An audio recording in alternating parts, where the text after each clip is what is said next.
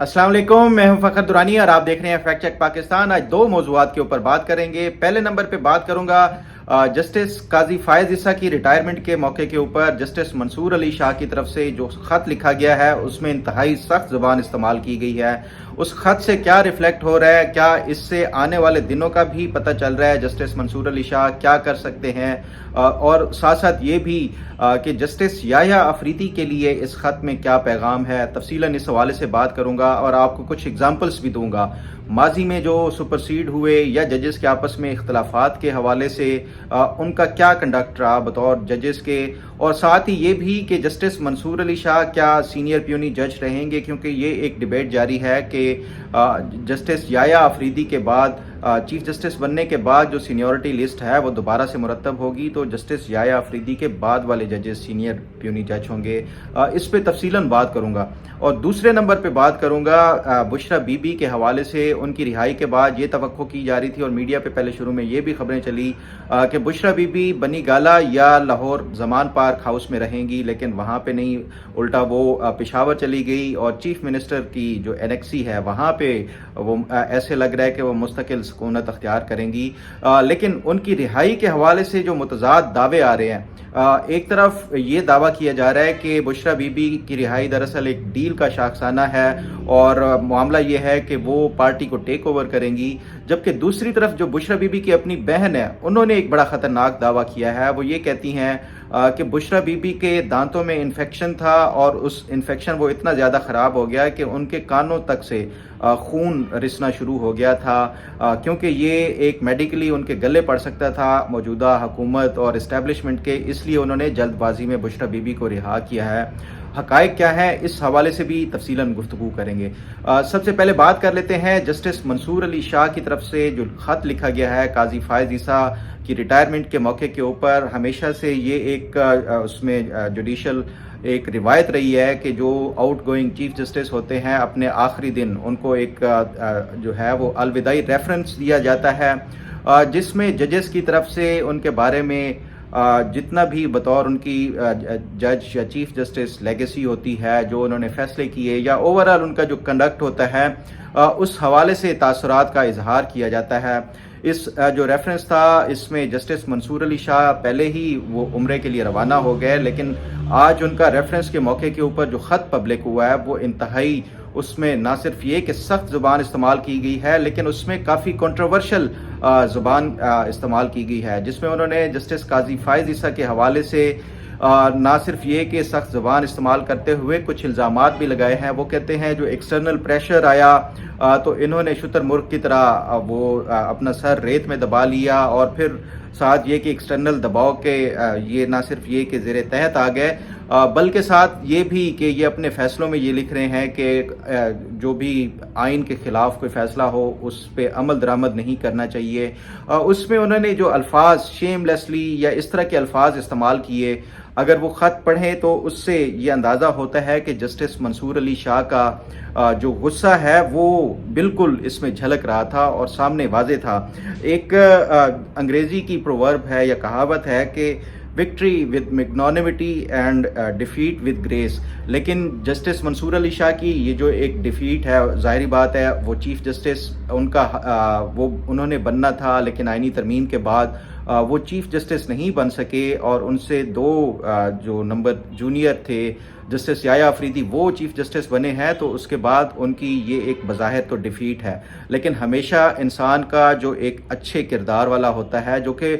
Justice Mansoor Ali Shah के हवाले से हमेशा से यही तासुर रहा कि वो बड़े ही बाकिरदार और बड़े ही जो है वो ग्रेसफुल शख्सियत के मालिक हैं, एक अच्छे ज्यूरिस्ट हैं, हमेशा आइन और कानून की बात करते हैं। लेकिन ये जो आज ख़त सामने आया है उसके बाद बहुत सारे ऐसे इंडिपेंडेंट लोग जो कि एक आज़ादाना राय रखते हैं वो भी ये कह रहे हैं और ये समझते हैं कि जस्टिस मंसूर अली शाह की तरफ से ये जो ख़त लिखा गया है ये इंतहाई छोटेपन का मुजाहरा किया गया है जस्टिस मंसूर अली शाह की तरफ से। आपके 100 इख्तलाफात हो सकते हैं किसी जज के हवाले से, लेकिन जब वो जा रहे होते हैं, वो ओहदा छोड़ते हैं, तो एटलीस्ट अगर आपने बाइकआउट करना था वो बाइकआउट कर लेते। लेकिन ये इस तरह के अल्फाज के साथ ये जो ख़त लिखा गया है उससे आने वाले दिनों के लिए भी ये एक मैसेज है। जस्टिस याह्या अफरीदी के हवाले से भी کہ جسٹس منصور علی شاہ کس قدر خطرناک ہو سکتے ہیں۔ جب یہ جیورسٹ ہمیشہ یا جج جو ہوتے ہیں وہ بغیر کسی احساسات کے اور بغیر کسی اس کے بیرونی دباؤ یا اس کے آپ ہمیشہ جج کے طور کے اوپر کام کرتے ہیں، اور یہ جذبات جو ہوتے ہیں آپ کے کبھی ریفلیکٹ نہیں ہوتے، نہ آپ کی ججمنٹس میں نہ آپ کی رائٹنگ میں۔ جسٹس منصور علی شاہ کی طرف سے خط میں جو زبان استعمال کی گئی ہے، اس میں بہت سارے ایسے انڈیپینڈنٹ مائنڈ جو کہ جسٹس منصور علی شاہ کو نہ صرف یہ کہ ایک بڑا اچھا جیورسٹ بلکہ ایک اچھا اور سلجھا ہوا انسان سمجھتے تھے، لیکن اس خط کی وجہ سے اب یہ حقیقت سامنے آ گئی ہے کہ جسٹس منصور علی شاہ بھی دراصل وہی چھوٹی سوچ کے مالک نکلے ہیں کہ ڈیفیٹ کی صورت میں وہ یہ کہ گریسفلی ڈیفیٹ کو ایکسیپٹ کرتے، انہوں نے چھوٹے پن کا مظاہرہ کرتے ہوئے ایک جانے والے چیف جسٹس کے خلاف اس طرح کی زبان استعمال کی ہے۔ بہرحال اس پہ جو جسٹس منصور علی شاہ کی طرف سے ایک رویے کا اظہار کیا گیا ہے، اس پہ میں اگر آپ کو اگزامپل دوں کہ ماضی میں ایسے بے شمار گریسفل شخصیت کے ججز رہے ہیں جس سے ہماری تاریخ بھری پڑی ہے۔ میں اگر آپ کو 1962 کا ایک بتاؤں، منظور قادر صاحب تھے، ایوب خان کی کابینہ میں وزیر خارجہ بھی رہے تھے اور بڑے سلجھے ہوئے سیاستدان تھے۔ جو 1962 کا آئین بنایا گیا تھا ایوب خان کے دور میں، اس کے روح رواں منظور قادر صاحب کو سمجھا جاتا ہے، اور ہمیشہ ان کی وکلاء برادری اور ججز جو کمیونٹی تھی اس میں بڑی رسپیکٹ اور عزت سے ان کو دیکھا جاتا تھا۔ ایوب خان نے ان کو جب وزیر خارجہ سے جب وہ مستعفی ہو کے سیدھا ویسٹ پاکستان ہائی کورٹ کے چیف جسٹس بنے، یعنی جو موجودہ اب لاہور ہائی کورٹ ہے، اس کے چیف جسٹس کا تقرر کیا، تو اس ٹائم جو سینئر پیونی جج تھے جسٹس شبیر خان تھے، وہ باہر آ کے انہوں نے نہ صرف یہ کہ جو آنے والے چیف جسٹس تھے منظور قادر صاحب ان کو ویلکم کیا، بلکہ جو ایک ویلکم نوٹ ہوتا ہے یا ویلکم ایک جو خطاب انہوں نے کیا، اس میں انہوں نے کہا کہ آنریبل جسٹس منظور قادر صاحب، اگر آپ کی بجائے کوئی اور آتا اس طرح کا جو چیف جسٹس ویسٹ پاکستان کا بن کے، تو میں نے اور میرے کچھ ججز نے یہ فیصلہ کیا ہوا تھا کہ ہم مستعفی ہو جاتے، لیکن آپ کے لیے جو ہماری ریگارڈ ہے اور جو آپ کی خدمات ہیں، ہم سمجھتے ہیں کہ یہ ہمارے لیے آنر کی بات ہوگی کہ ہم آپ کے انڈر کام کریں گے اور ہم آپ کے ساتھ مل کر جو ہے وہ بڑی اس سے وداؤٹ اینی ہیزیٹیشن کام کریں گے۔ تو اس کے بعد جب یہ جسٹس منظور قادر صاحب کچھ مہینے انہوں نے بطور چیف جسٹس کے کام کیا، اس کے بعد ایوب خان نے جو 1962 کا آئین تھا اس میں رد و بدل کرنا شروع کر دیا اور ٹیمپر کرنا شروع کر دیا۔ تو اس کے بعد منظور قادر صاحب نے یہ کہہ کے مستعفی ہو گئے اور انہوں نے کہا کہ میری اب صحت اور میری طبیعت اب یہ اجازت نہیں دیتی کہ میں بہت زیادہ دیر تک ٹانگیں لٹکا کے کرسی کے اوپر بیٹھوں، اس لیے میں اس عہدے سے مستعفی ہوتا ہوں، میں مزید جاری نہیں رکھ سکتا۔ معاملہ کچھ اس طرح تھا کہ 1962 کا جو آئین بنایا گیا تھا اس کے کچھ عرصے بعد ہی ایوب خان نے اس میں ٹیمپرنگ کرنا شروع کر دی۔ جو ترمیم لائی گئی 1962 کی، تو اس ٹائم ان کو ایوب خان کو کوئی 3 ووٹ کی ضرورت تھی، جو آئینی ترمیم منظور کرانے کے حوالے سے 3 ووٹ ان کے پاس کم تھے، تو ایک ان ووٹ میں سے جماعت اسلامی کا تھا اور 2 اور تھے۔ ایوب خان نے وہ 3 ووٹس خریدے، ایک جو جماعت اسلامی کی طرف سے ووٹ دیا گیا تھا جن صاحب کی طرف سے، ان کو جج بنایا گیا ویسٹ پاکستان ہائی کورٹ کا، اور جو 2 باقی ووٹ انہوں نے خریدے تھے اس کے عوض ایک کو ایوب خان نے چینی کا ایک کانٹریکٹ دیا اور دوسرے کو لنڈے کے کپڑے امپورٹ کرانے کا کانٹریکٹ دیا۔ تو یہ 3 ووٹ خریدے گئے تھے۔ اس کے بعد یہ جسٹس منظور قادر صاحب انہوں نے اپنا جو استعفیٰ وہ پیش کر دیا تھا۔ اس طرح کی اور بے شمار اگزامپل ہیں۔ 1994 میں جب جسٹس سعد سعود جان تھے، ان کو اگنور کر کے اور 2 اور ججز کو اگنور کر کے 4تھے نمبر والے جسٹس سجاد علی شاہ کو چیف جسٹس بنایا گیا تھا، تو انہوں نے مستعفی نہیں ہوئے تھے، اور پھر 96 میں محترمہ بے نظیر بھٹو صاحبہ نے جسٹس سعد سعود جان کو اپنے پاس بلوا کے نہ صرف یہ کہ معذرت کی اور کہا کہ آپ کا حق مارا تھا،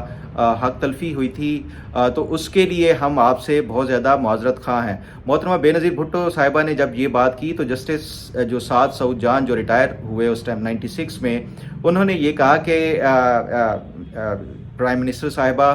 یہ آپ کا رائٹ تھا اور قانونی رائٹ تھا کہ آپ جس کو بھی چاہتی چیف جسٹس کے عہدے کے اوپر فائز کر دیتی، یہ میرا رائٹ نہیں تھا۔ آپ کے پاس یہ رائٹ تھا قانونی اور آئینی طور کے اوپر، آپ نے اس کا استعمال کیا، اس لیے مجھے کوئی گرج نہیں ہے اور نہ ہی مجھے کوئی اس حوالے سے شکایت ہے۔ तो आपने देखा कि कभी आपने तारीख में इस तरह का जस्टिस साद सऊद जान हो या जस्टिस जो मंजूर कादिर साहब थे या इस तरह के और बेशुमार जजेस हैं जिनको इग्नोर किया गया, लेकिन कभी उन्होंने इस तरह का ग्रज शो कराते हुए पब्लिकली इस तरह की ज़बान इस्तेमाल करते हुए नहीं सुना होगा कि वो इस तरह उनका इजहार करें। बहरहाल ये जस्टिस मंसूर अली शाह की तरफ से जो ये किया गया है, अब इसका आने वाले दिनों में असरात बज़ाहिर इससे इस ज़बान से मैं समझता हूँ कि वो सामने नज़र आते हैं। एक तो ये कि उनके जो फैसले हैं ख़ासतौर के ऊपर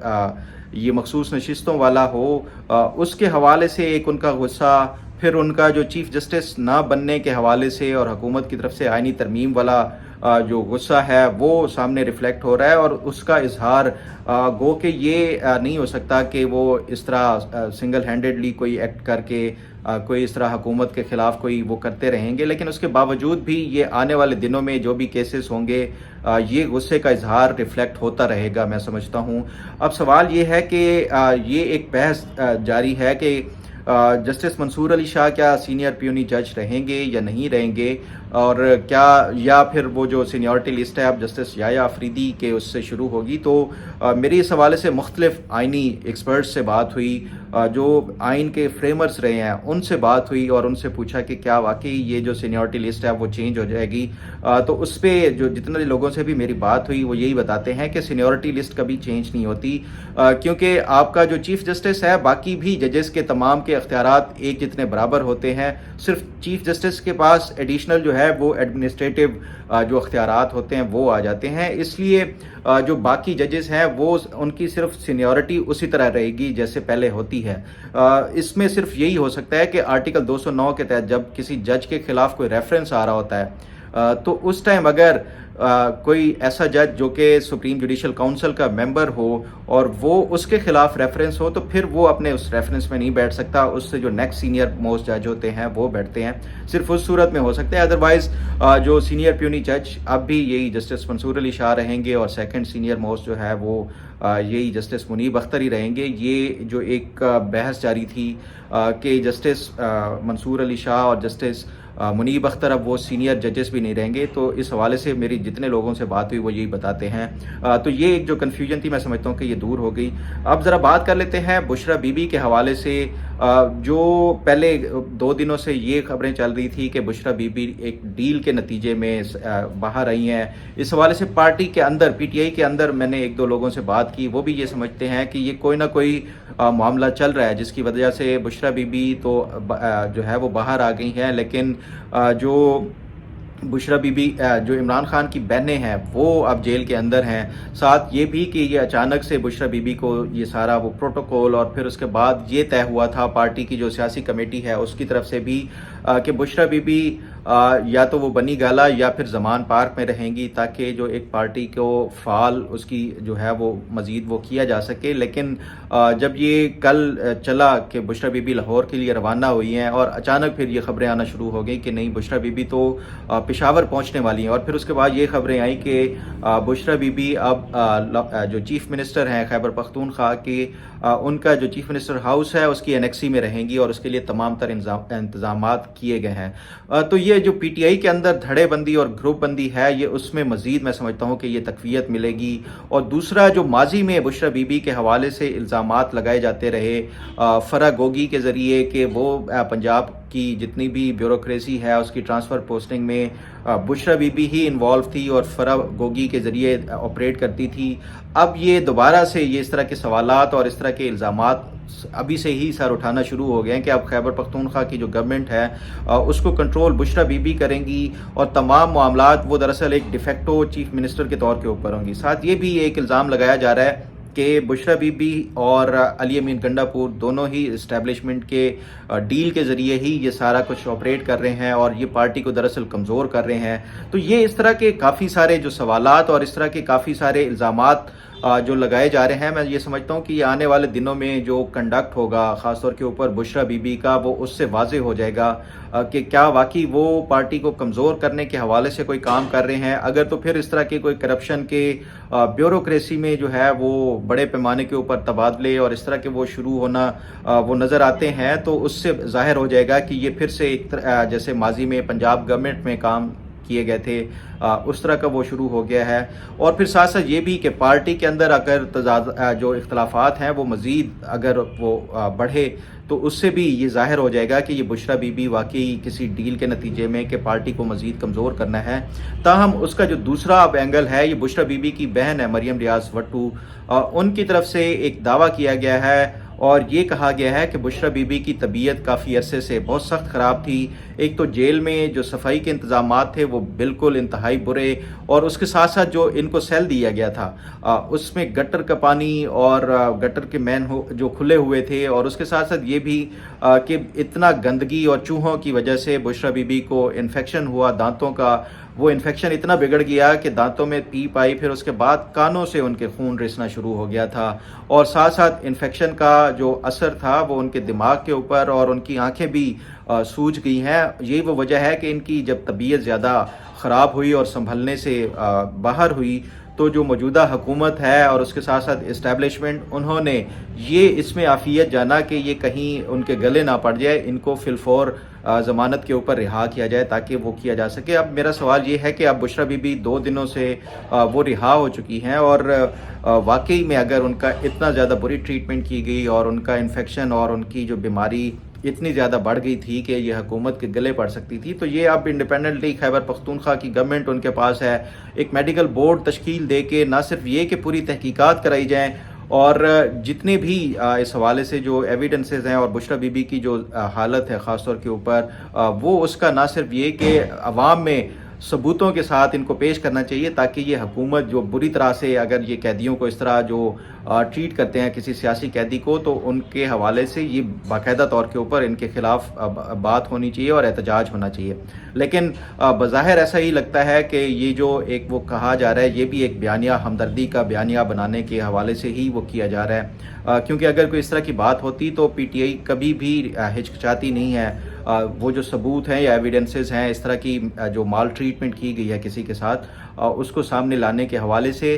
इस पे मज़ीद जो भी अपडेट और इन्फॉर्मेशन होगी वो आपके साथ ज़रूर शेयर करूँगा। उम्मीद है आपको आज का प्रोग्राम भी पसंद आएगा। अल्लाह ताला आपका हामी नासिर हो। अल्लाह हाफ़िज़।